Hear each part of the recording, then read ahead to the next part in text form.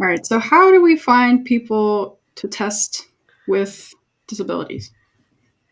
Yeah, so if you are doing recruiting for user testing, you do maybe want to ask about that and have that in your recruiting questionnaire to figure out if this is somebody who uses some kind of assistive technology or assistive features. And you would want to make sure that you're including some users from that group in the testing. If you're having trouble, there are organizations that you can actually work with who will help you recruit users with disabilities for your test. I have personally worked with the World Institute on Disability, which I think is up in San Francisco, but we've done everything remotely, so I'm not sure. But they have been fantastic, and they actually can help recruit the users and run the tests. And I think they have gone to doing it remote now, but prior to the pandemic, of course, they had an in person lab that people would come in and they would have some, they'd have each user come in and they would do 4 or 5 tests for different clients on the same day. And they would get paid. Users get paid for doing user testing.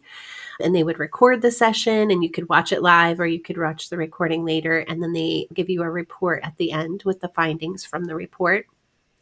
There are other organizations as well that can help you out with it. Fable, who has a website at Make It Fable. If you're in Australia, there's a company called Intopia. In the UK, a company called Nomensa.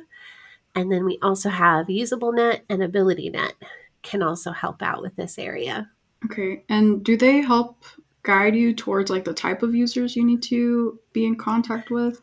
Yeah, so they'll ask you about it. And then when I've worked with the World Institute on Disability, I would always do a phone call with them and we would talk about what the project was, who I expected the users to be. I know one time I hired them and it was a website for teenage girls. So, they talk about that kind of thing because they're going to try to recruit people from that audience, right? If I've built a website for teenage girls, having, middle-aged men come in and test it is not going to be the most useful.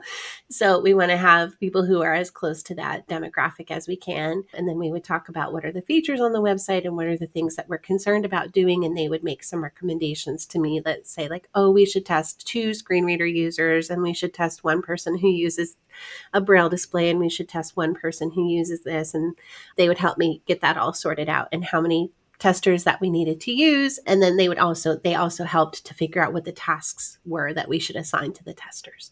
So they were very helpful to help with all of that. And for all of that service, it was very reasonably priced.